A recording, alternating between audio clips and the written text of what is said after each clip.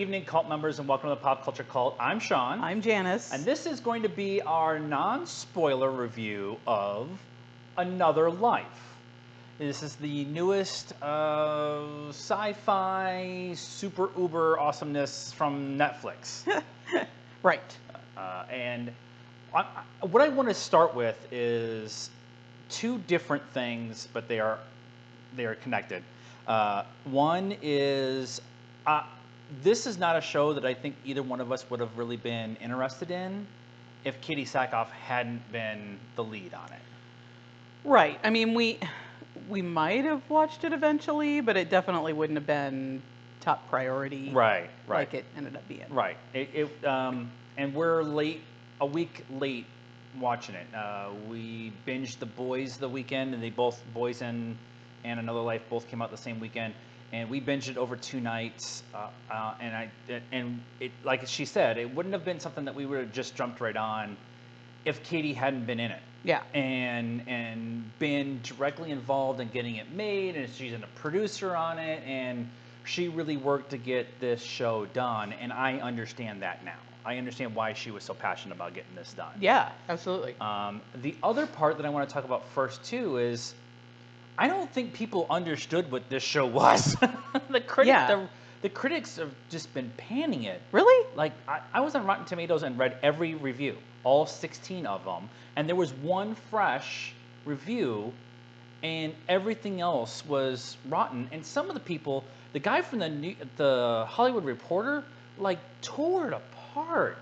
And just how everybody's performance is terrible. And, oh my God. Other people were saying how it was, it fulfilled all the sci-fi tropes and was nothing original.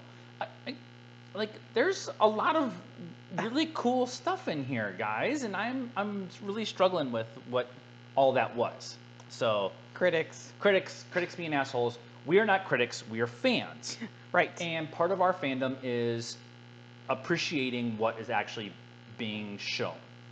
This show takes a unique view on first contact.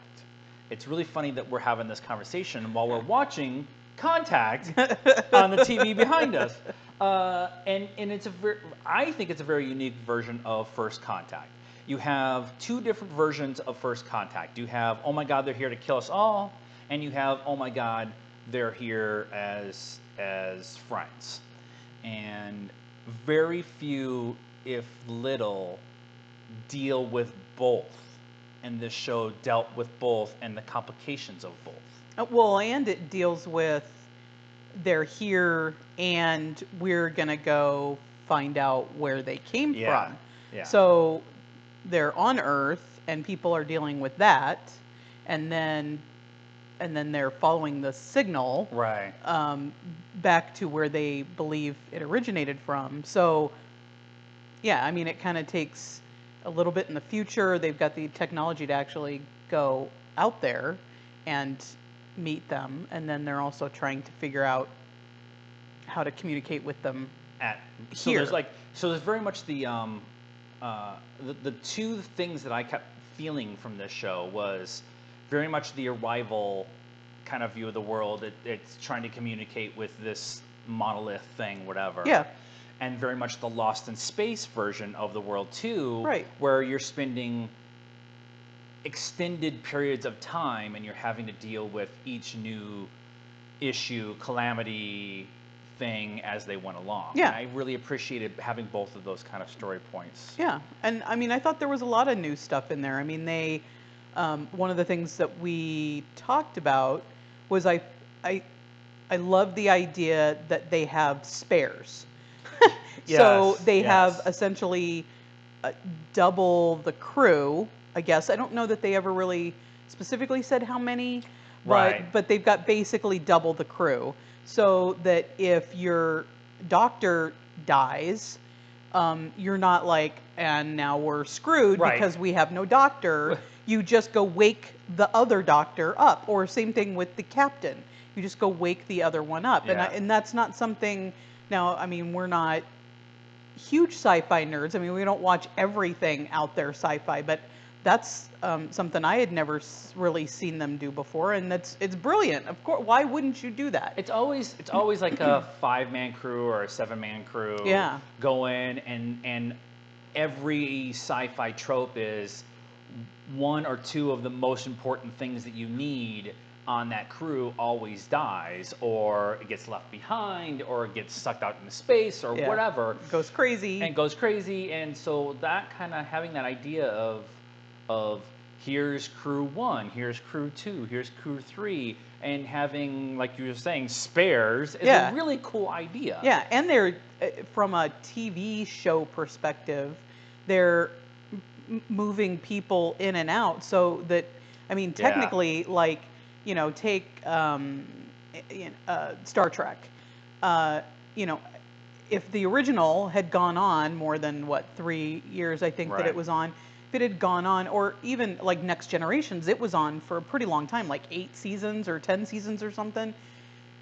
It really starts to get difficult to come up with new stories, because right. they've already Right. discussed everything about these characters. Right. All about them, and in this they can, bring a new. I mean, they brought in the first episode. They brought a new. Was the first or second episode? They brought a new character in already. Yeah. And And each new character added a new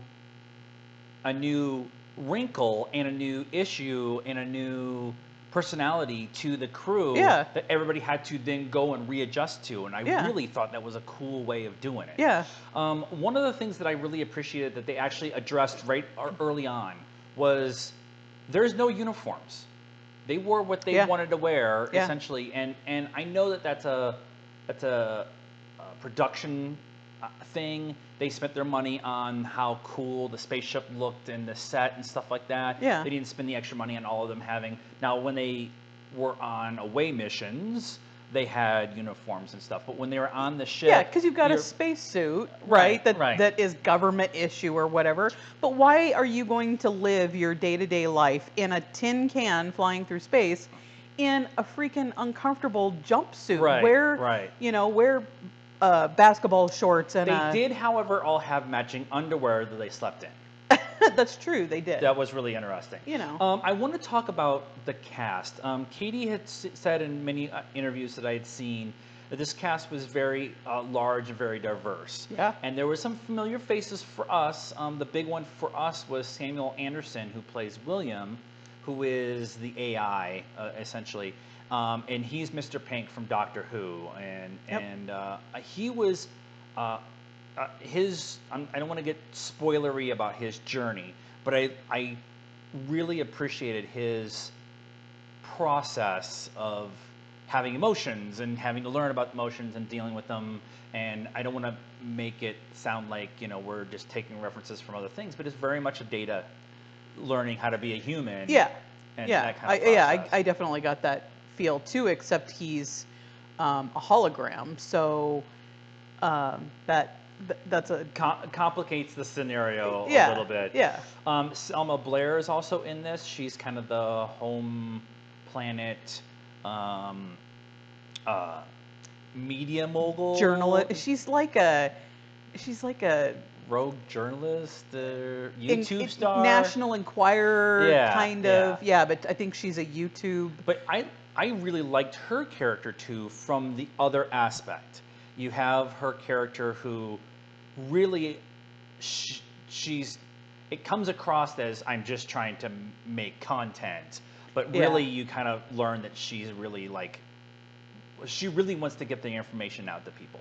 It really comes across as she really feels like she just wants the information out and let people make their own decision. That's what it really comes across. Yeah, and yeah, when you kind of get a little deeper into her story, I mean, she, like you said, in the beginning, she's very National Enquirer, ambulance chaser kind of journalist.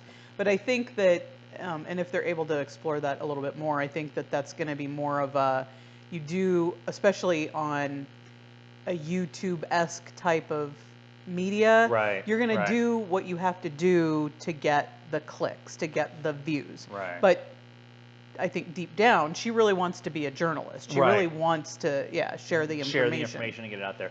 But I really, I want to talk about the cast overall in a minute, but I really, really want to talk about Katie Sackhoff. I have a very interesting, like, we didn't know about Katie and Battlestar Galactica until Katie was here for our Phoenix Comic Con, and we caught the second half of her panel that day, and she was one of the first people that we had gone to see a panel for. We were actually going to see the people after her, and I don't remember who that panel was because her panel was so good. Yeah, I think it might have been the two from Buffy. Alexa, yeah. Yeah, or it was Carl Urban. That was the same year. The con that the two of them met up and then ended up hooking up, dating for a while. But she was like, you could tell she cared about this project from day one, from like all of her interviews and everything. But her character is so deep and layered, and by the way, there's all these different other things that's going on. She's not just playing the rough and tumble asshole captain all the time too. She's playing a mom and a wife and a was it FEMA? Was the one character she was playing the 50s, mom for a little while. Oh yeah. Like there was all these different things. There was a really cool whole "we're high on alien plants" whole segment that was awesome. But she is so good in this series and is able to bring out the nuances of all the different versions of the one character, the same character, Yeah. and being able to show empathy to her underlings, and also the control of being a captain of a spaceship in the middle of nowhere. Yeah. And the franticness when things go bad. I was so impressed by what she did. Yeah, I thought her character was very layered. Yeah. There was some of her backstory, or some of, I don't know who she is, is a trope, but it was so much deeper than just that Right. kind of surface. The surface tropes are there. Yeah, But yeah. once you kind of got digging into it, it made a lot more sense. Yeah, well, yeah, and just the way she handled it, and things were handled differently than I think you kind of expect from those type of situations. Or she's not just a jerk to people that I don't want to spoil it. There's some people that don't respect my authority Very much. and what happens, and the ramifications of that. Yeah. And what that all means, and then the repercussions of the way she handles everything too, not just with herself but her crew as a whole. And that, again, there's sci-fi tropes in this. Every sci-fi movie, every sci-fi thing has these tropes. It's sci-fi. There's nothing new. There's nothing new for sci-fi when it comes. But the way they layered it and put all the things in there just was so well done. The one thing I do want to talk about before we kind of wrap this up is representation. This is how you do representation. You don't make a big deal of it. Right. There is a transgender doctor, and he's gorgeous, by the way. She, they. I'm not sure what the pronoun is for this person, but and has a relationship with one of the other members of the crew. But it's not like waving this trans flag on the screen. At no point in time did they bring up the fact that this person is transgender. Ever. And the J.R. Tanako is the actor, and they are trans in real life. Okay. And it's just, this is how you do it. You don't wave this big flag and look how important we are that we're doing this thing. You just add them to the cast, and they're there. They're special for who they are as a person, not because they are a certain thing. They're not gay or lesbian or trans or what bisexual, which is also dealt with in the show and stuff, and that was so refreshing. It was so refreshing to have a show nail it, like absolutely nail it. Deadpool 2 did this too. Deadpool 2 did the whole. There's a gay couple. There's gay superheroes on the show, on the movie. They don't call it out. They don't wait. There's not Deadpool running around behind him with a rainbow flag saying, "Look, there are gay people in my movie." Yeah.